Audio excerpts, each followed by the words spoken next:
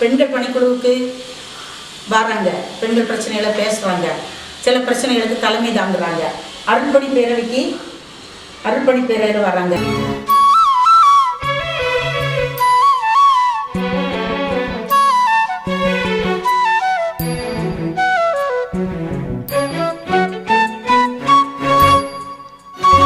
இந்திய திருச்சபைக்கு நீங்கள் என்ன பரிந்துரைகள் தருவீங்க? நான் 5 பரிந்துரை வச்சேன்.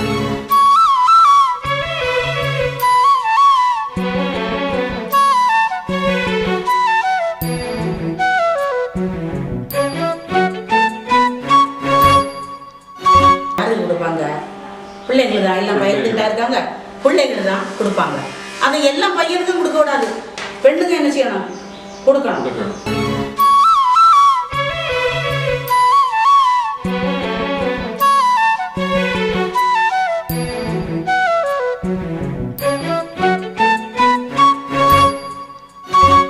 அன்பு நேயர்களே வணக்கம். ஒவ்வொரு நாளும் நாம் சந்திக்கின்ற பொழுது, இணையதளம் வழியாக சந்திக்கின்ற பொழுது புது புது அனுபவங்களை, புது புது பகிர்வுகளை பெற்று சென்றிருக்கின்றோம்.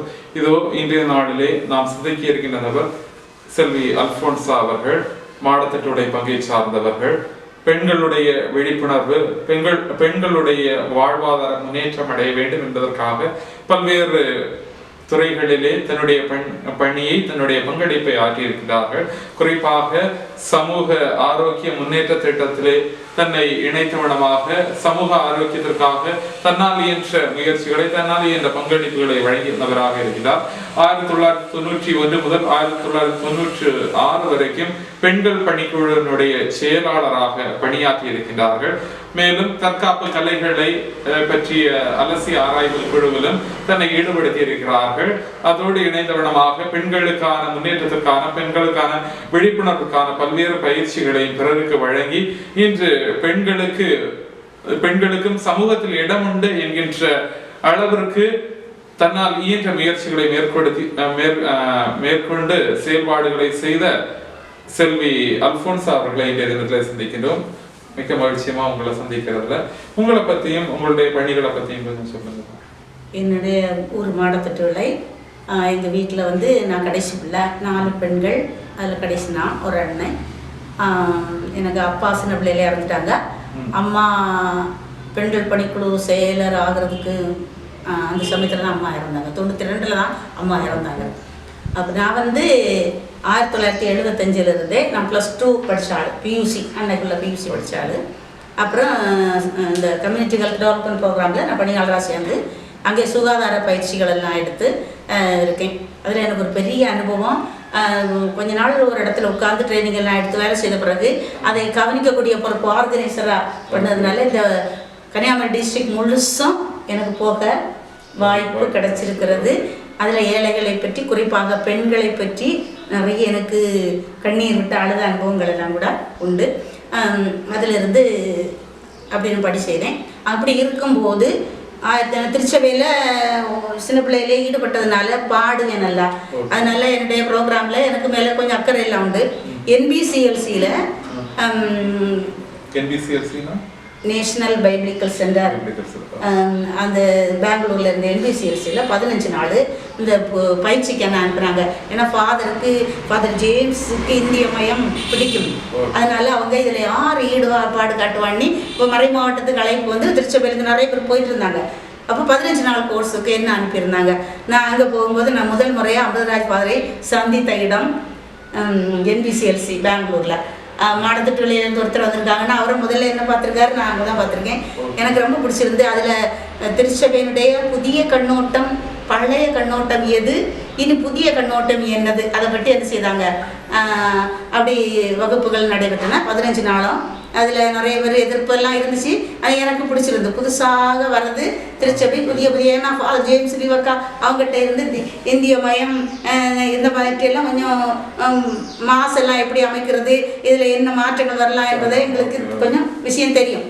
அப்போ NBCLCயில் அப்படி படிச்சுட்டு வந்து திருப்பி 85 அதே மாதிரி நான் கொஞ்சம் கிளாஸ் எல்லாம் எடுப்பேன். அதனால என்ன செய்தாங்கன்னா நிறைய பேரை ஒரு 10 வருஷத்துக்கு பிறகுலாம் ட்ரைனிங் அனுப்புவாங்க. அப்போ வந்து ஒரு பெரிய லிஸ்ட்டை தந்து நீங்கள் இந்தியன் சோசியல் இன்ஸ்டியூட் சேஷ சபை குருக்கள் நடத்துகின்ற இந்தியன் சோசியல் இன்ஸ்டியூட்டில் நீங்கள் ஒரு ட்ரைனிங் போங்க, அங்கே வருஷந்தோறும் ட்ரைனிங் நடக்குது, பெங்களூரில் இருக்கிறது அப்படின்னு சொல்லி ஒரு பெரிய லிஸ்ட்டை தந்தாங்க. அந்த லிஸ்ட்டில் எனக்கு பிடிச்ச டாபிக் ஹெல்த் சம்மந்தமாக இருக்கும், அவேர்னஸ் சம்மந்தமாக இருக்கும். அதில் எனக்கு பிடிச்ச டாபிக் வந்து பொலிட்டிக்கல் அனாலிசிஸ். அது வந்து இங்கிலீஷ் கோர்ஸ். ஆனால் எனக்கு வந்து நான் பியூசி லெவலில் இருந்தனால அதிகமாக இங்கிலீஷ் தெரியாது. ஆனாலும் என்ன செய்ய 6 மாதம் இங்கிலீஷ் எல்லாம் படிச்சுட்டு நான் அந்த கோர்ஸ் அட்டெம்ப்ட் பண்ண போனேன். அப்போ எனக்கு அதில் ஒரு தெளிவு, சமூக பொருளாதார பகுப்பாய்வு, ஒரு அரசியல் தெளிவு எல்லாமே கிடச்சிது. இன்னைக்கு ஜெயிலில் இருக்கக்கூடிய ஃபாதர் ஸ்டான் டோசாமி டைரக்டர், ஒரு 70க்கு மேற்பட்டவர்கள் இந்தியா முழுவதும் உள்ளவங்க, அதில் ப்ரீஸ்ட் சிஸ்டர்ஸ் எல்லாம் வந்து படிச்சுக்கிட்டு இருந்தாங்க, எல்லா கட்சிக்காரங்களும் இருந்தாங்க. அப்படி இருக்கும்போது எனக்கு இன்னொரு அனுபவம், சண்டே மாஸ் இருக்கும். அப்போ ஸ்டாண்ட் சொல்லுவாங்க, மறையுரை இன்னைக்கு அல்ஃபோன்ஸா சொல்லுவாங்க அப்படின்னு சொல்லுவாங்க. அப்போ நம்முடைய இந்த நிலையில நம்ம மறையுரை கொஞ்சம் மாற்றி சொல்லணும்னு சொல்லிட்டு அன்னைக்குள்ள பைபிள் சம்பந்தமாக கொஞ்சம் விஷயங்களை சொல்லுவோம். அதை இவர் வந்து இந்த மறையுரையை கேட்க மாசுக்கு வராதவங்க என்ன செய்வாங்க, என்ன சொல்றோம்னு கேட்க எல்லாம் வருவாங்க. அப்படி அதில் ஒரு நல்ல அனுபவம் எல்லாம் கிடச்சிது. அப்புறம் கோர்ஸ் முடிஞ்ச பிறகு நான் திரும்பவும் சுங்காங்கடையிலே வேலை பார்த்துக்கிட்டு இருந்தேன். அதுக்கு பிறகு எனக்கு கொஞ்சம் அரசியல் ஈடுபாடு உண்டு, பெண்கள் மேலே அக்கறையெல்லாம் உண்டு. அப்போ ஒரு கட்டத்தில் வந்து நம்முடைய திருச்சபையில் விமன் கமிஷன் உருவாக்கணும், பெண்களுக்கு பிரச்சனை அதிகரிச்சுட்டு வருதுன்னு பெண்கள் மத்தியில ஃபாதர்ஸ் மத்தியில் தான், குறிப்பாக எம்எஸ்ஆர் அவங்களோட உள்ள ஃபாதர்ஸு, இறந்து போன ஃபாதர் அல்போன்ஸ் அவர் அதில் இன்ட்ரெஸ்டாக இருந்தாங்க. அப்படி ஒரு சின்ன இது நடைபெற்று இருந்தது. அப்போ எனக்கு தெரியும், அதுக்கு முன்னாடி பெண்கள் பணிக்குழு வர்றதுக்கு முன்னாடி சமூக நீதி என்ற ஒரு பணிக்குழு இருந்தது. அதில் ஃபாதர் அமிர்தராஜி செக்ரட்டரி. அப்போ அதில் வந்து எனக்கு நிறைய அனுபவம், நிறைய புள்ளி விவரங்களை சேகரிக்கிறது, கோயில் பணியாளர்கள், ஆலய பணியாளர்களுக்கு ஊதியம் அது நியாயமானதா, ஆங்கில வழி கல்வியில் நம்ம கொடுக்கக்கூடியது, அது அப்படியெல்லாம் எனக்கு அதில் நல்லா பிடிச்சிருந்தது. அப்போ அதில் இருந்ததுனால என்ன செய்துட்டாங்க, பிஷப் கிட்ட பரிந்துரை என்ன கொடுத்துருக்காங்க, பிஷப் என்ன கூப்பிட்டு பெண்கள் பணிக்குழு செயலராக ஒரு ஆளை தேவைப்படுது, நாங்கள் உங்களை நியமிக்கிறோம் அப்படின்னு சொல்லிட்டு கேட்டாங்க. நான் என்னுடைய பரிந்துரை எதுவாக இருந்ததுன்னா, நான் கொஞ்சமாக படித்தவங்க, கொஞ்சம் நிறைய படித்தவங்க, கொஞ்சம் ஆங்கிலம் தெரிஞ்சவங்க அப்படியெல்லாம் இருந்தால் நல்லா இருக்கும், வெளியே எல்லாம் போக வேண்டியது இருக்குமே அப்படின்னு கேட்டேன். அப்போ படித்தவங்க எல்லாம் வந்து வீட்டுக்குள்ளே படிக்க வச்சுட்டு தான் இருப்பாங்க, நாங்கள் உங்களை தான் தேர்வு செய்திருக்கோன்ட்டு படிப்பை விட அனுபவம் அப்படின்ட்டு என்ன செய்தாங்க, பெண்கள் பணிக்குழு இல்லை செயலராட்டு நியமித்தாங்க. இந்தியாவிலேயே முதல் பெண்கள் பணிக்குழு கோட்டார்மறை மாவட்டத்தில் ஆரம்பிக்கப்பட்டது. அதனால நான் முதல் உள்ள செயலாளர். அப்போ உங்களுடைய பெண்கள் பணிக்குழுவினுடைய செயலாளர் என்கின்ற ஒரு பொறுப்பு உங்களுக்கு வர்ற அந்த சூழல்ல அதை எதிர்கொள்றதுக்கான துணிச்சல் நிச்சயமா உங்களுடைய தாயிடமிருந்து நீங்க பெற்றிருக்கீங்களா, இல்ல உங்களுடைய 3 சகோதரிகள் உண்டுல்ல அவங்கள்ட்ட இருந்து நீங்க பெற்றிருக்கீங்களா, இல்ல சமூகத்தினுடைய பார்வை வேற யாராவது தாக்கத்தை ஏற்படுத்தினாங்களா? எங்கள் அம்மா கிட்ட இருந்து எனக்கு கிடச்சிருக்குது. எங்கள் அம்மா வந்து திருச்சபையில் அந்த காலத்தில் பாட்டு பாடினவங்க, வாசித்தவங்க, அப்படி மறைக்கல்வி டீச்சராக இருந்தவங்க. அதனால எங்களை எல்லாம் அதுக்கெல்லாம் ஃப்ரீயாக எல்லாம் விடுவாங்க. அப்புறம் வந்து நான் அதுக்கு முன்னாடியும் வெளியே இந்த சிஹெச்டிபி ப்ரோக்ராம் வந்து வெளியே எல்லாம் போயிட்டு வந்ததுனால எங்கள் அம்மாவுக்கு இது இருக்கும். நிறைய பார்ட்டிஸாக சேர்ந்து எங்கள் வீட்டு பக்கத்தில் உட்காந்துருப்பாங்க. அப்போ ஒத்துக்கி போயிருக்காளே அப்படியெல்லாம் கேட்பாங்க. அது எங்கள் அம்மா சொல்லுவாங்களாம், நடுக்கடலில் போனாலும் என் அம்மாவை வடுப்படாமல் நினச்சிடுவா, வந்துடுவா அப்படின்னு சொல்லிட்டு அவங்களுக்கு அந்த ஒரு இதெல்லாம் வந்து தடுக்க மாட்டாங்க. அப்படி ஒரு இது இருந்துச்சு. அப்போ நீங்க அந்த சூழல்ல 1990களில் பெண்களும் ஆண்களுக்கு நிகர் என்னுள்ள அந்த ஒரு எண்ணம் உங்களுக்கு எப்படி, அந்த ஒரு எண்ணம் கண்டிப்பா பெண்களுடைய மனதில் இருக்கும். அப்ப இதுக்காக போராடணும் அப்படின்ற எண்ணம் எப்படி வந்துரு? இல்ல மத்த பெண்களை போல நான் அப்ப வீட்டுக்குள்ளால இருந்திருக்கலாமே அப்படின்னு உள்ள அந்த கட்டமைப்பை விட்டுட்டு நீங்க வெளியே வந்து போராடுறீங்கன்னா நிச்சயமா பெண்கள் மத்தியில இல்லைன்னா பெண்களுடைய உரிமைக்கு குரல் கொடுக்கிற ஒரு எண்ணம் உங்களுக்கு இருந்திருக்கு. சரிதானே? எங்க சின்ன கம்முனாத அக்கா காரங்காட்டில் இருக்காங்க, எனக்கு நல்லா பிடிக்கும், நல்ல அன்பான அக்கா, அவளும் நல்லா பாடுவா. கல்யாணத்துக்கு அப்புறம் மிக மோசமான ஒரு குடிகாரர். பிள்ளைகள் 4 பிள்ளைகள், பொம்பளை பிள்ளைங்க, ஒரு பையன். ரொம்ப கஷ்டமாக இருப்பாங்க. நான் இங்கே இருந்து கிறிஸ்மஸுக்கு நம்ம பிள்ளைங்களுக்கு சாப்பிட்டாங்களான்னு பார்க்க போகும்போது எல்லாம் வாங்கி கொடுத்துருப்பாரு. எங்கள் அக்கா சமைச்சு எல்லாம் வச்சுருப்பா, பிள்ளைகள் ஒன்றும் இருக்காது. எங்கள் அக்கா வீட்டுக்கு வெளியே இருப்பா, இவர் என்ன செய்திருப்பார், நல்லா குடிச்சிட்டு சத்தம் போட்டுகிட்டே இருப்பார். அப்புறம் நான் போன உடனே பிள்ளை அல்போன்ஸ் வா அப்படின்னு என்ன நல்லா பயப்படுவார், வரவேற்பார். நான் அப்படியே போய் நிற்பேன். 4 பக்கமாக இருந்த 5 பிள்ளைகளும் ஆண்டி வந்துட்டாங்கன்னு சொல்லி ஓடி வரோம்.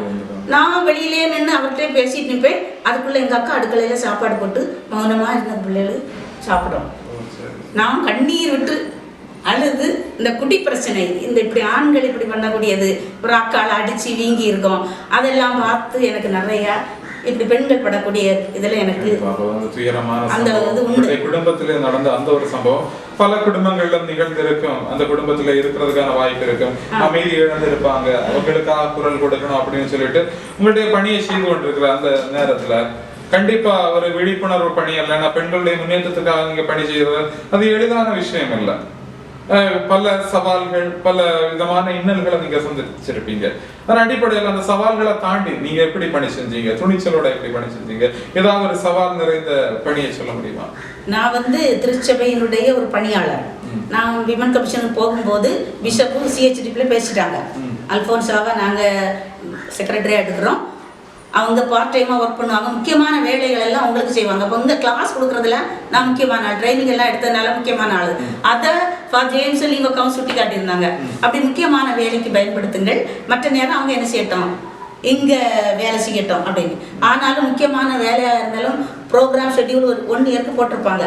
ஒரு முக்கியமான பயிற்சி இருக்கக்கூடிய நாள் கண்டிப்பாக நாங்கள் இருக்கணும். அதை அட்ஜஸ்ட் பண்ணி நான் விமன் கமிஷனுடைய ப்ரோக்ராமை போடணும். அது ஒன்று. 2வது இது டயசிஷன் ப்ரோக்ராம். விமன் கமிஷன் ஆரம்பிக்கின்ற போது டயசிஸில் ஒரு 3 லட்சம் ரூபாய், அதுக்கு முன்னாடி எங்கேயோ விமன் கமிஷனுக்குன்னு கேட்ட ஒரு ஃபண்ட் அலாட் கிடச்சிட்டு, அந்த ஃபண்டு எனக்கு பேருக்கு இருந்துச்சு. அதனால அரசாங்கத்துடைய நெருக்கடி, சிஐடி பின்னால் வருவாங்க அப்படின்னு நிறைய இருந்துச்சு. ஏன்னு சொன்னால் விமன் கமிஷன் ஆரம்பித்த உடனேயே நமக்கு பெண்கள் பிரச்சனைகளை, எனக்கு அந்த பெண்கள் பிரச்சனையில் ஈடுபாடு உண்டு இல்லையா, நிறைய பெண்கள் பிரச்சனை நாங்கள் அதில் ஈடுபட்டிருக்கிறோம், இறங்கியிருக்கிறோம். அப்படி இருக்கும்போது போராட்டங்களில் நடந்திருக்கிறோம். அப்படி இருக்கும்போது திருச்சபைக்கு நெருக்கடி, பிஷப் கேட்பாங்க, அப்படி நிறைய நெருக்கடிகள்லாம் வந்துச்சு. அந்த சமயத்தில் சிஐடி எனக்கு வீட்டுக்கு நான் வந்திருக்க மாட்டேன், நான் வேலை முடிச்சுட்டு வேற எங்கேயாவது போயிருப்பேன், சிஐடி வீட்டுக்கு வந்துட்டேன் நான் தேடி வந்திருப்பான். சிஐடி நான் அங்கேயே இருக்க நான் வந்திருப்பான். நான் ஒரு போராட்டத்தில் இருப்பேன், எனக்கு இங்கே அட்டண்டன்ஸ் வந்திருக்கோம், நான் லீவ் எடுத்துருக்க மாட்டேன். அதனால என்னுடைய ப்ரோக்ராமுக்கு சிஹெச்டி வச்சுருப்பாங்க, எங்கே போகிறீங்கன்னு சொல்லியிருங்கன்னுவாங்க. அந்த சமயம் ஃபோன் கையில் கிடையாது, சிஹெச்டிபியில் ஃபோன் உண்டு. ஆனாலும் போராட்டங்கள் இருந்தால் நான் ஃபோன் பண்ணி என்ன செய்வேன், சொல்லிடுவேன். எனக்கு இதில் மட்டும் கையெழுத்து போடாமல் வச்சுருப்பாங்க, ஒரு லீவ் லெட்டரையும் வாங்கி வச்சுருப்பாங்க. ப்ரோக்ராமுக்கே பிரச்சனை இருந்துச்சு. ஏன்னா சிஐடியெல்லாம் வந்துட்டாங்கன்னா அவங்க டேட்டை போட்டு லீவ் கேட்டிருக்காங்க, அவங்க லீவில் இருக்காங்க அப்படின்னு சொல்லி அது ப்ரோக்ராமுக்கும் கஷ்டமாக இருந்துச்சு. எனக்கும் அதில் கொஞ்சம் சவால்களை எப்படி நீங்க சந்திச்சு எதிர்கொண்டீங்க? நான் அங்கே இருக்கும்போதே அவங்க இன்னைக்கு இல்லையேன்னு சொல்லியிருப்பாங்க, சிஐடி வந்திருப்பாங்க அப்படின்னு நான் ஒழிச்சிருப்பேன். பிறகு சவால்கள்னு சொல்லும்போது சிஐடி ஃபைல் கலெக்டரேட்ல இருந்தது, சிஐடி ஃபைல் வச்சிருந்தாங்க. புதிய சிஐடிகள் யாராவது வந்தா இளைஞர்களை அப்பாயின்ட் பண்ணியிருப்பாங்கல்ல, இங்கே தேடி வருவாங்க, வந்து பார்த்துட்டு எல்லாம் காணையிலன்ட்டு போவாங்க. அப்போ பல நாள் வந்தோடனே இளைஞர்கள் அவங்கள பிடிச்சி ஒரு நல்ல அக்காவை நீங்கள் தேடி வந்திருக்கீங்க, நீங்கள் யாருன்னு சொல்லி கேட்டால் அவங்க இவங்க யாரும் இல்லை, அவங்க இப்படி இருக்காங்க, நாங்கள் சிஐடின்னு அவங்க இதெல்லாம் பண்ணியிருக்காங்க. அப்படி சம்பவம்லாம் உண்டு. மற்றபடியும் கண்டிப்பா உங்களுக்கு உறுதுணையா அந்த ஊர் மக்கள் இருக்கிறாங்க, இல்லைன்னா உங்களுடைய அமைப்பு இருக்கிறாங்க, இல்லைன்னா பெண்கள் எல்லோருமே சேர்ந்து இருக்கிறதுனால இந்த சவால்களை எதிர்கொள்றதுக்கான வாய்ப்பு, அது மட்டும் இல்லாம துணிச்சல் உங்களுக்கு அதிகமா இருக்குது. அதனால சிஐடி நேரம் பேசினாலும் நாங்க பேசிக்கிடுவோம். யாரை கண்டுபிடிச்சி எங்க போறீங்க, இன்னைக்கு எங்க போராட்டம் அப்படிதான் கேட்பாங்க. நான் இன்னொரு ஊருக்கு தான் போயிட்டு இருப்பேன், இன்னைக்கு எங்க போராட்டம். இந்த போராட்டங்களை எல்லாம் நீங்க நிகழ்த்தி இருக்கீங்க, போராட்டத்துக்கு தலைமை தாங்கி இருக்கீங்க. ஆனா அடிப்படையில பார்க்கும்போது இந்த சமூக அளவுல பெண்கள் அப்போ இந்த 25 ஆண்டு கால சூழலை எடுத்து பார்க்கும்போது வளர்ச்சி அடைஞ்சிருக்கிறாங்களா? அதுல ஒரு கருத்து நீங்க கேட்காமலே சொன்னா, அதுல என்ன செய்தோம்னு சொன்னா, எனக்கு அதுல ரொம்ப இதா உள்ளது. இந்த பெண்கள் பிரச்சனைகள் எடுத்ததுனால ஆயரோட கலந்து ஆலோசித்து இந்த பிரச்சனைகளுக்காக குமரி மாவட்ட பெண்கள் கூட்டமைப்புன்னு சொல்லி மற்ற அமைப்புகளையும் உள்ளடக்கி நாங்கள் ஒரு அமைப்பு தண்ணி ஸ்டார்ட் பண்ணிட்டோம். இந்த சிஐடி இதை எப்படி சால்வ் பண்றது அப்படி ஒன்று வச்சிருந்தோம். அப்போ விமன் கமிஷனையும் கவனிக்கணும், அப்படின்னு என்ன செய்யணும், கவனிக்கணும். அப்படி வருது நீங்க கேட்க. அப்போ இந்த மாதிரி விமன் கமிஷனை நீங்க அதாவது பெண்களுடைய பணிக்குழுவையும் கவனிக்கிறீங்க, அடுத்து குமரி மாவட்டத்தினுடைய சமூகத்தில் உள்ள பெண்களுடைய பணிக்குழுவை நீங்க கவனிக்கிறீங்க.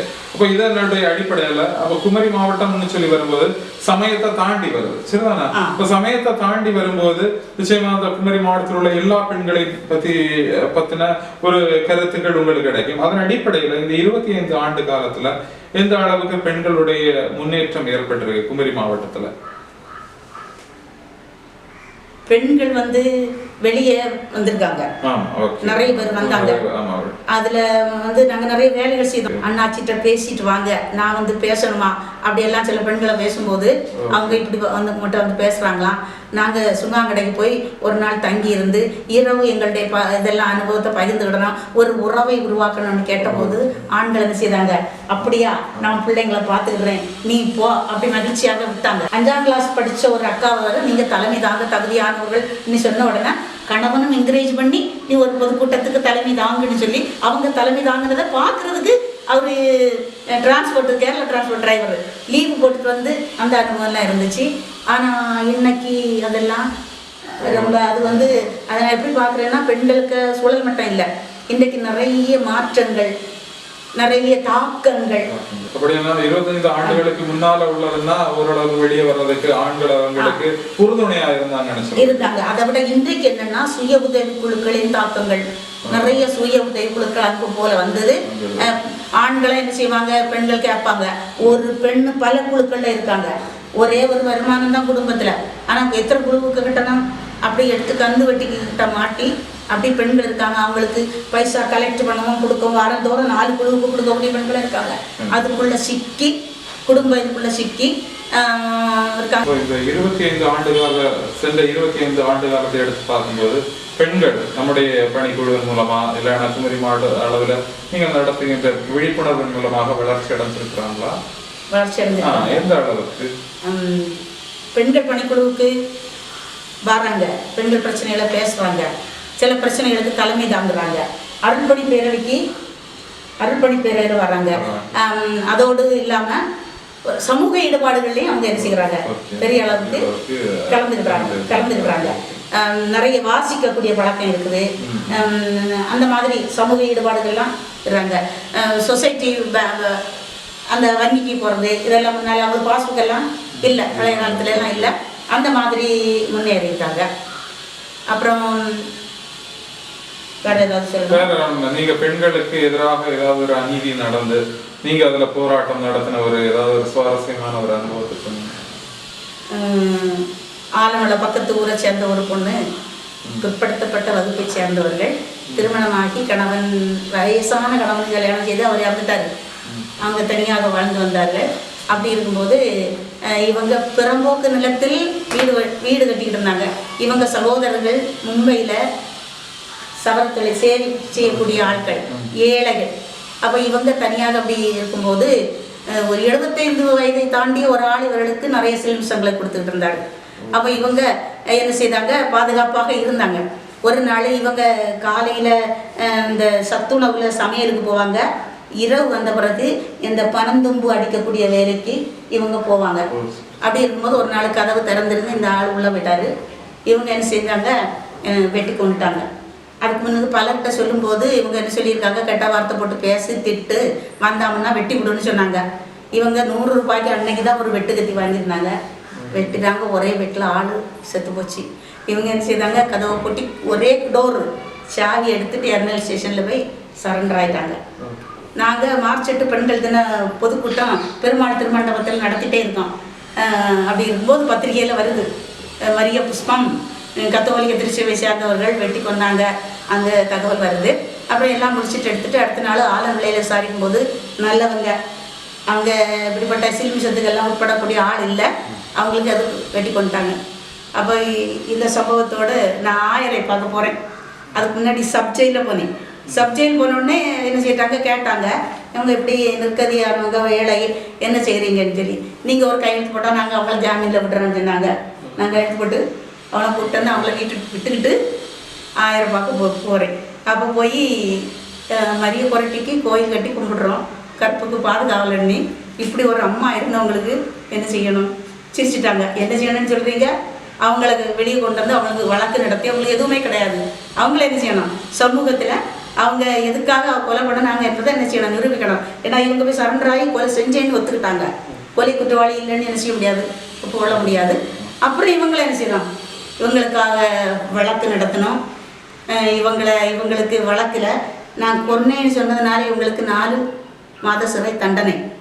அப்போ உடனே அன்னைக்கு ஜட்ஜ்மெண்ட் வருது. 27 நாள் இவங்களுக்கு நான் கோர்ட்டுக்கு போயிருக்கேன், ஜட்ஜ்மெண்ட் வருது. அப்போ எனக்கு அதுதான் மகிழ்ச்சியான ஒரு விஷயம் சொல்கிறேன். வெட்டன்படம், கிருஷ்ணகர், வெட்டன்படம், ராமன்புதூர், குருசடி இங்கெல்லாம் தகவல் கொடுக்குறேன். நான் மட்டும்தான் உண்டா இவங்க ஜட்ஜ்மெண்ட்.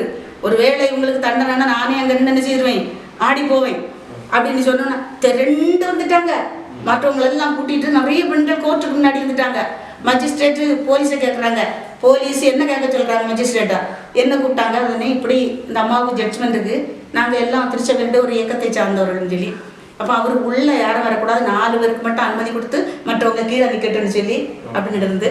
அப்போ இவங்க ஜட்ஜ்மெண்ட்டு 4 மாதம் சிறை தண்டனை. இவர் எங்கள் வக்கீல் சொல்லிட்டாரு அவங்களுக்கு சின்ன தண்டனை வரும், நீங்கள் கலங்கிடக்கூடாதுன்னு சொல்லி. அப்போ அவங்கள அதில் இருந்து சப்ஜெயிலுக்கு கூட்டிகிட்டு போகும்போது நான் ஓடி போய் மஜிஸ்ட்ரேட்டை கேட்டேன், நடத்தி கூட்டிகிட்டு போகிறேன், நான் ஒரு கார் பிடிச்சி தரேன்னு சொல்லி அனுமதிச்சார். ஒரு கார் என்ன ஃபோட்டோ எல்லாம் எடுத்துகிட்டே இருப்பாங்க. மஜிஸ்ட்ரேட் சொல்லிட்டாங்க, நீங்கள் மட்டும் கூட நிற்காதுன்னு உங்களை ஃபோட்டோ எடுத்து பேப்பரில் போடுவான், கொலை குற்றத்துக்கு போனேன்னு உடனே எதிராக உங்களுக்கு வரும் அப்படின்னு சொன்னார். அப்போ அந்த அம்மா அப்படி உள்ளே இருந்தாங்க. பிறகு இவங்களை நாங்கள் ஜெயிலில் ஜாமீனில் எடுக்கணும். அதுக்குள்ள நடவடிக்கைகள் எல்லாம் எடுத்து காசெல்லாம் எல்லா பெண்களும் கொடுத்தாங்க. காசெல்லாம் திரட்டி கட்டிட்டு எடுத்துட்டு இவங்களுக்கு ஜாமீன் ஆர்டர் வந்தாச்சு. அந்த மஜிஸ்ட்ரேட் என்ன செய்யிட்டாரு, ஒரு சின்ன தப்பு போட்டுட்டாரு. மதுரை மத்திய சிறையில் இருக்காள் என்பதற்கு பதிலாக நெல்லையில் பாளையங்கோட்டை ஜெயிலில் இருக்காங்கன்னு எழுதிட்டாங்க. இதை ஆர்டரை வாங்கிட்டு சுமார் 3-3:30 மணிக்கு மேலே கிடைக்குது. நான் தன்னந்தனியாட்டே, எனக்கு அப்போ யாரையும் பார்க்க முடியாது. உடனே நாளைக்கு எனக்கு முக்கியமான ஒரு வேலை இருக்குது சிஹெச்டிபியில், நான் அங்கே போகிறேன், பாளையங்கோட்டை சிறைக்கு போகிறேன். பாளையங்கோட்டையில் இல்லை, அப்படி ஒருத்தர் இல்லைம்மான்னு சொல்லி கொக்கரகுளத்தில் இருக்க ஜெயிலில் இருக்கலாம், நீங்கள் போங்கன்னு சொல்கிறாங்க. நான் கொக்கரகுளத்தில் உள்ள ஜெயிலில் போடுறேன். எனக்கு இது ஒரு முக்கியமான அனுபவம். ஒரு பெரிய கேட்டு, ஒரு சின்ன கேட்டு, சின்ன கேட்டுக்குள்ள ஒரு சின்ன ஓட்டை. நான் இந்த இது ஆர்டரை உள்ளே நீட்டுறேன். அப்போ அந்த ஒரு போலீஸ் வந்து வாங்கிட்டு போகிறாரு. போயிட்டு நேராக போகிறாரு, பார்த்துட்டே இருக்க நேராக போகிறாரு. உள்ளே போய் இதை கொண்டு கொடுக்குறாரு. கொடுத்த உடனே ஒரு 2 போலீஸ், ஒரு போலீஸ் திருப்பி வருது. சின்ன கதவை திறந்து வாங்கன்னு சொல்லுது. நான் உள்ளே போனோன்னா இந்த பக்கம் ஒரு போலீஸ், இந்த பக்கம் ஒரு போலீஸு, 2 பேரும். 4 கம்பி இருக்குது. குனிஞ்சி நிமிரணும் அவங்க கூட குனிஞ்சி நிமிர்ந்து போகிறேன். இந்த 4 கம்பி இதெல்லாம் பார்த்தோன்னே எனக்கு உச்சியிலேருந்து உள்ளங்கால் அப்படி அடிச்சுட்டு உடனே எனக்கு உணர்வு வந்தது, இந்த பக்கம் இயேசு, இந்த பக்கம் மாதா.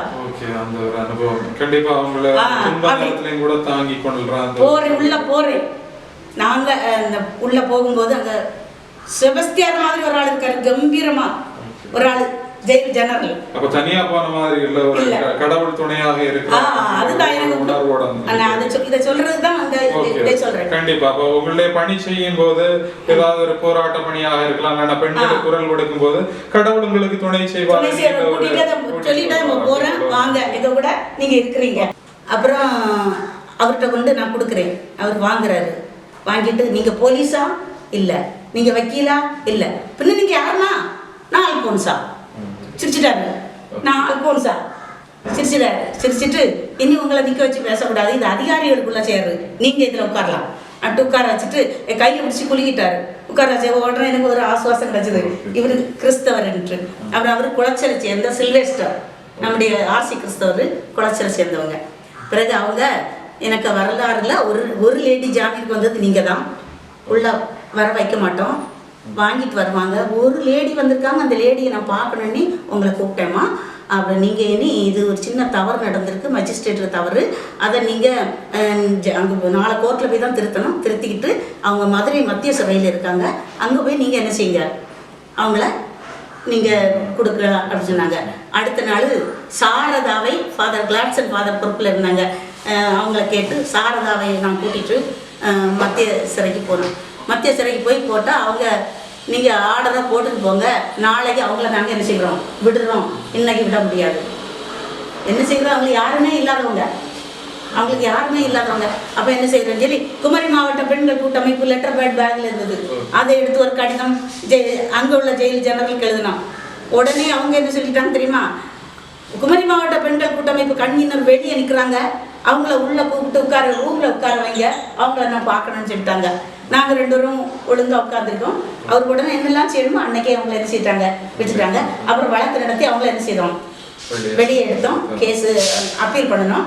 அந்த கேஸ் இன்னும் முடியலை. ஆனால் அவங்களுக்கு இப்போ 70 வயசெல்லாம் தாண்டிட்டு அந்த கேஸ் என்ன செய்யுது பரமதாஸ் வக்கீல்கிட்ட தான் இருக்குது. நம்ம அந்த கேஸை நாங்கள் தூண்டலை. அவங்க என்ன செஞ்சுருக்காங்க, நல்ல மகிழ்ச்சியாக இருக்காங்க, வயசாகி இருக்காங்க, நல்லா இருக்காங்க. பெண்கள் நிறைய படிக்கணும், பத்திரிகை படிக்கணும், நல்ல புத்தகங்கள் படிக்கணும். அந்த பணி இல்லை, எல்லாம் டிவி பார்த்துட்டு அதை விட்டுட்டு இவங்க என்ன செய்யணும், பெண்கள் நிறைய படிக்கணும். பெண்கள் ஊதியம் தருகின்ற வேலைகளை பெண்கள் என்ன செய்யணும் பார்க்கணும். ஊதியம் தருகின்ற வேலை பெண்களுக்கு இல்லை. அதனால வெளிப்பூச்சுக்கு தான் நல்ல ஆடம்பரமாக இருக்காங்க, வறுமையில் இருக்கிறாங்க. அப்புறம் பெண்கள் இன்னும் கொஞ்சம் துணிச்சலை வளர்த்துக்கிடணும். பெண்ணடிமைத்தனம் இருக்குது, அது இருக்குது, இது இருக்குன்னு சொல்கிறோம் இல்லையா. பெண்களுக்கு உரிமைகளை பெண்களை எடுத்துக்கொள்ள வேண்டும். யாரும் கொண்டு என்ன செய்ய மாட்டாங்க, கொடுக்க மாட்டாங்க. பெண்கள் தங்களுடைய உரிமைகளை எது கணவனாக இருக்கலாம், குடும்பமாக இருக்கலாம், பிள்ளைகளாக இருக்கலாம், சமூகமாக இருக்கலாம், திருச்சபையில் அருள்பணியாளர்களாக இருக்கலாம்.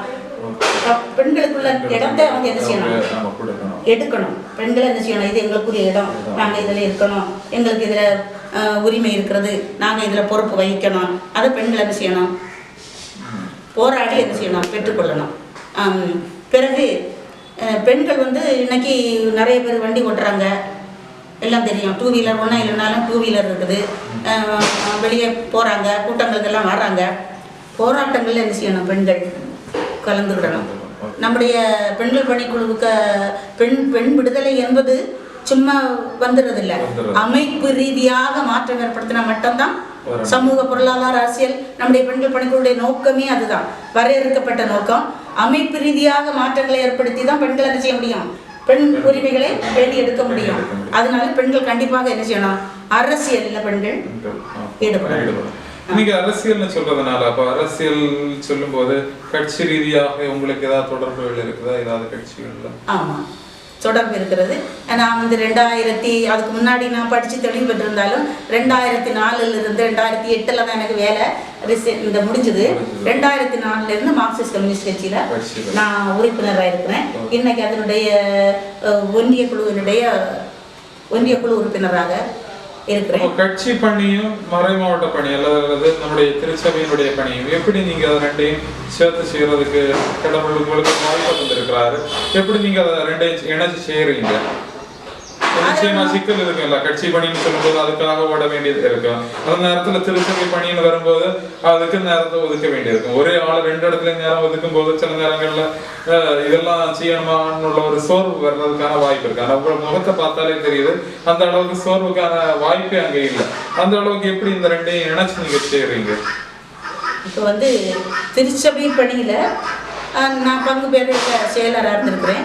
அப்போ கொஞ்சம் கடினம் தான். எங்கள் ஊர் பொறுத்தமட்டில் ஒரு செயலராட்ட ஒரு நிர்வாகியாக பெரிய ஊர் நிறைய பிரச்சனைகள்லாம் உண்டு.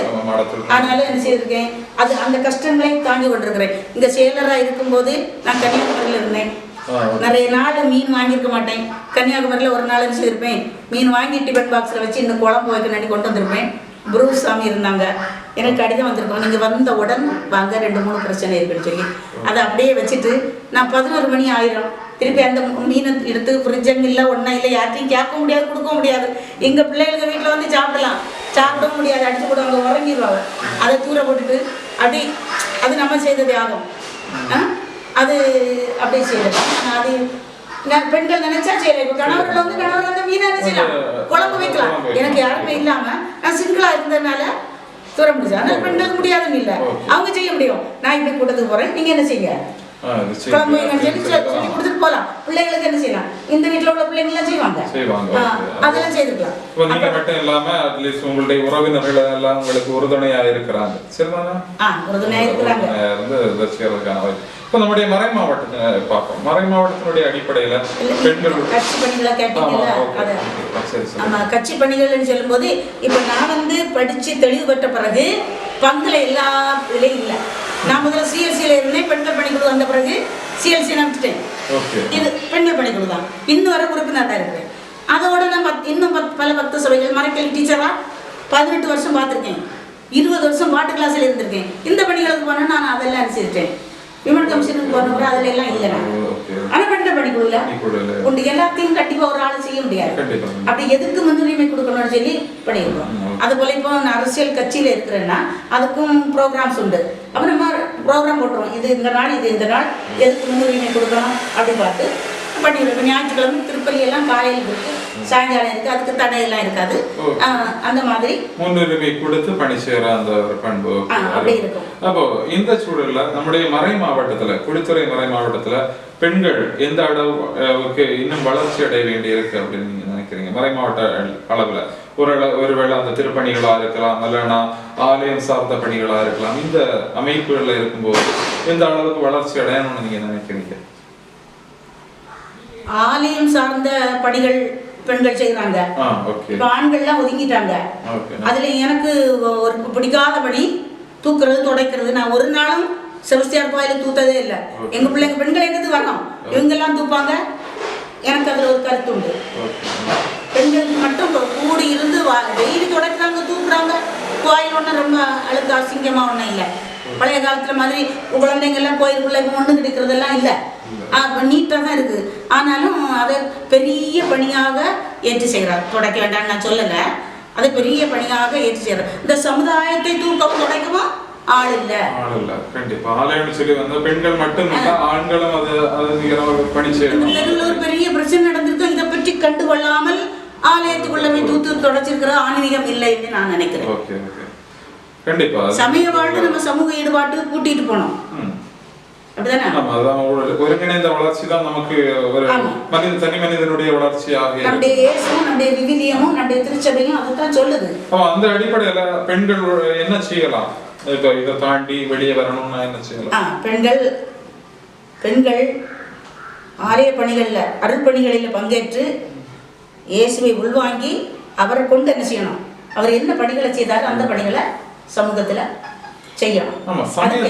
சமய தளத்திலும் இப்ப பெண்கள் அடிமைகளாக இல்லைன்னா பெண்களுடைய தரத்தை குறைச்சு அவங்க ஈடுபடுத்துற மாதிரி உள்ள சூழலை நீங்க சொல்லிட்டு இருக்கீங்க. அப்ப இந்த நிலைமை இருக்கிறதுக்கு காரணம் என்ன? பெண்கள் தான் காரணம். பெண்கள் தான் காரணம். என்ன தூக்க சொல்லல, நான் சொல்லுவேன், நான் ஆர்டர் பண்ணுவேன். ஒரு முறை மும்பையில் மீட்டிங் நடந்துச்சு, 95 நினைக்கிறேன். அப்போ 92 ஆயர் பேரவையில் விமன் டெஸ்க் ஆரம்பித்தாங்க. ஆரம்பித்து எல்லாத்துலேயும் வந்துட்டு, எல்லா இடமும் வந்துட்டு. அப்போ பெண்கள் பணிக்குழு ஒவ்வொரு செயலர்களும் மும்பைக்கு மீட்டிங் வரணும்னு கூப்பிட்டாங்க. நான் இருந்தேன்.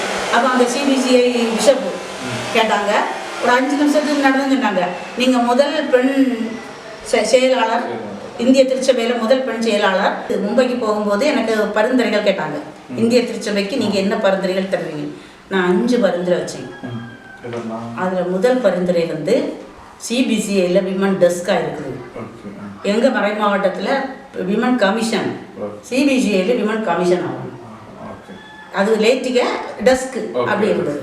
அப்போ ரெண்டாவது இந்த விமன் கமிஷன் எல்லா கமிஷன்ஸ் இதுக்கு, இந்த விமன் கமிஷனுக்கு ஒரு லே விமன் செக்ரட்டரியா இருக்கணும். சிஸ்டர் கிளியோபாட்ரா வச்சிருக்கீங்க, அவங்களுக்கு ஒரு கமிஷன் இருக்கு, துறவியருக்கு ஒரு கமிஷன் இருக்கு. அதே நேரத்தில் எங்களை நீங்க இப்போ என்ன செஞ்சிருக்கீங்க? இதுதான் எங்க ஆகும். வட்டாரங்கள்லையும் மாநிலங்கள்லையும் சிஸ்டர் தான் வைப்பாங்க. எல்லாத்துலேயும் ஒரு லே விமனை வைக்கிறது நல்லது. அந்த 2வது பரிந்துரை. 3வது பரிந்துரை என்ன கொடுத்தேன்னா, எல்லா கமிஷன்ஸ் மாதிரி விமன் கமிஷன் எங்கேயாவது ஒரு சின்ன டெஸ்க் போட்டு இருந்திருப்பாங்க. தனி அலுவலகம், தனி நிதி, எல்லாத்துக்கும் திருச்சபை என்ன செய்யணும் அலர்ட் பண்ணணும். 4வது பரிந்துரை அந்த பெண்களை தூக்குறது, துடைக்கிறது, ஆலய பணிகளுக்கு பயன்படுத்துறது, குருக்களுக்கு சப்போர்ட் பண்ணுறது, இந்த பணிகளை விமன் கமிஷனுக்கு என்ன செய்யக்கூடாது, கொடுக்கக்கூடாது. பெண்களை அது சம்பளம் கொடுத்து செய்ய வேண்டிய பணி. இது சொன்ன உடனே மும்பை பெண்கள், கேரளா பெண்கள் பயங்கர கைத்தட்டல் இருந்தாங்க. அந்த கேள்விக்கு ரொம்ப எனக்கு வரவேற்பு இருந்தாங்க. பிறகு 4வது என்ன கொடுத்தேன்னா, நீங்கள் கேட்ட கேள்விதான். நம்ம இந்தியாவில் 2% கிறிஸ்தவர்கள். நம்ம 2% பெண்களை மட்டும் முன்னேற்றி என்ன செய்ய முடியாது, பெண் விடுதலைக்கான வழியை காண முடியாது. அப்போ ஒரு பரந்துபட்ட இந்து பெண்கள், இஸ்லாமிய பெண்கள், எல்லா பெண்களையும் அந்தந்த மாவட்டத்துக்கு மாநிலத்துக்கு தகுந்தபடி ஒருங்கிணைத்து கொடுக்கக்கூடிய ஒரு அமைப்பு நீங்கள் என்ன செய்யணும், இந்த விமன் கமிஷன் இனிஷியேட்டிவ் எடுத்து அப்படி ஒரு அமைப்பை, ஒரு பரந்துபட்ட ஒரு அமைப்பு உருவாக்கணும். இப்படி ஒரு 5 பரிந்துரைகள். அந்த பரிந்துரைகளுக்கு செயல்பாட்டுக்கு வந்திருக்கிறதா? அந்த பரிந்துரைகள் நமக்கு கோட்டார் மறை மாவட்டத்தில் செயல்பாட்டுக்கு வந்தது. ஓகே, கோட்டார் மறை மாவட்டம். ஓகே. அதுக்கு பிறகு என்னன்னா தமிழகத்திலேயே ஒரு சிஸ்டர் தான் என்ன செய்றாங்க, ஆமாம் செயலர். இப்போ விமன் இருக்காங்கன்னு நினைக்கிறேன், விமன் தான் ஒருத்தர் இருக்காங்க. இதுக்கு முன்னாடி ஒரு சிஸ்டர். உங்களுடைய பரிந்துரையினுடைய அடிப்படையில் பார்க்கும்போது குமரி மாவட்டத்தினுடைய கல்வி வளர்ச்சி அல்லது பெண்களுடைய கல்வின்னு சொல்லி வரும்போது ஓரளவுக்கு நம்ம ஏற்றுக்கொள்ற அளவுக்கு இப்போதைக்கு உள்ள கல்வி சூழல் இருக்குது. அப்படி இருந்த சூழலும் கூட இந்த வரதட்சணை கொடுமை பல்வேறு குடும்பங்கள்ல, அது மட்டும் இல்ல குமரி மாவட்டத்துல தான் அதிகமா வரதட்சணை கொடுக்குற அந்த சூழல் இருக்கு. அதுக்கு எதிராக அல்லது இந்த வரதட்சணை கொடுமை ஏன் இருக்குது, நம்ம குமரி மாவட்டத்தை அதை விட்டு போகாம இருக்குது, அதுக்கு ஏதாவது உங்களால முடிஞ்ச பரிந்துரைகள் ஏதாவது இருக்கா? ஒரு அம்மா அப்பாவுக்கு இருக்குது, சொத்து இருக்கு, ப்ராப்பர்ட்டி இருக்கு, பணம் இருக்குது. அதை யாரு கொடுப்பாங்க? பிள்ளைங்களுக்கு தான். எல்லாம் பையன்கிட்ட இருக்காங்க, பிள்ளைகள் தான் கொடுப்பாங்க. அதை எல்லாம் பையனுக்கும் கொடுக்க கூடாது, பெண்ணுக்கு என்ன செய்யணும், கொடுக்கணும். நம்முடைய இது கலாச்சாரத்தில் நகை நட்டு போடக்கூடியது, பண்ட பாத்திரங்கள் நிறைய வாங்கி கொடுக்கக்கூடிய ஒரு கலாச்சாரம் இருக்குது. அது தவறு. அப்போ என்னுடைய கருத்து என்னன்னு சொன்னால், நானும் பல இதுல எல்லாம் கண்டுபிடிச்சதுல பெண்களுக்கு இருக்கிறதுல பாதி கொடுக்கணும், அது சொத்தா கொடுக்கணும். இன்னைக்கு உலக அளவுல பார்த்தோம்னு சொன்னா கூட 100ல் 1 சொத்துரிமை தான் பெண்களுக்கு, 100ல் 1% தான் சொத்துரிமை இருக்கிறது. ஆண் பெண் சமத்துவத்துக்கு 50-50, படைப்புல 50-50 இல்லையா? ஆனா என்ன செய்யணும், பெண்கள் 50% சொத்துடையவர்களாக என்ன செய்யணும் இருந்தா மட்டும்தான் ஈக்குவலா இருக்க முடியும். இல்லது அவருக்கு பிறகு சொத்து இருக்கு, பெண்கள் எவ்வளவுதான் 110 பவுன் கொண்டு போனாலும் அதெல்லாம் என்ன ஆகுது, நம்ம ஸ்டேஷன்லயும் கோர்ட்லயும் நிறைய நான் பாக்குறேன், மனைவி இது எல்லாத்தையும் அழிச்சுக்கிட்டு நிற்கதியாக பெண்கள் நம்மளை தேடி வர்றாங்க. நிறைய இஷ்யூஸ் நம்மகிட்ட இருக்குது. அது இல்லாம இருக்குன்னா பெண்களுக்கும் சொத்துரிமை கொடுக்கணும். அப்போ நீங்க தனியா இந்த செயற்பாடுகளை செய்யறதுக்கு முடியாது, பல்வேறு விதமான போராட்டங்களுக்கு எல்லாம் பங்கெடுக்கணும். உங்க கூட உறுதுணையா உங்க பங்கிலேயும் ஆர்வமான ஆட்கள் இருப்பாங்கன்னு நினைக்கிறேன். யாராவது நீங்க சொல்ல விரும்புறீங்களா? ஆமா, பெண்கள் இயக்கத்துல புஷ்பா இருக்காங்க. அவங்க இப்ப பங்கு பேரவையில செயலராக இருக்காங்க. நடந்து முடிந்த உள்ளாட்சி தேர்தலில் ஒரு யூனியன் கவுன்சிலுக்கு ஒரு ஆள் தேவைப்பட்டது. பார்ட்டி தாங்க தேவைப்பட்டது. அவங்க நின்னாங்க. ஆனால் அவங்க என்ன செய்ய வெற்றி பெற முடியலை. அப்புறம் அஜிதா இருக்காங்க, நல்ல திறமையான ஆள். பெண்கள் இயக்கத்தில் அவங்க தான் இப்போ பொருளாளராக இருக்கிறாங்க. நல்ல எழுத வாசிக்க எல்லாம் தெரியும், நல்ல ஆக்டிவ் உள்ளவங்க. 2 வீலர்லாம் ஓட்டுவாங்க. அதனால எங்கேயாவது ஃபோன் பண்ணா கூட செய்வாங்க, ஓடி போயிடுவாங்க. அடுத்தது ஷீலா இருக்காங்க, துணைத் தலைவராக இருக்காங்க. நல்ல செயல்பாடு உள்ளவங்க. அவங்க பிள்ளைகளெல்லாம் நினைச்சிருக்காங்க, நல்ல துணிப்புள்ள பிள்ளைகளாக உருவாக்கியிருக்காங்க. இன்னைக்கு ஷீலாளுங்க மகள் தான் எம்ஏ படிக்கிறா.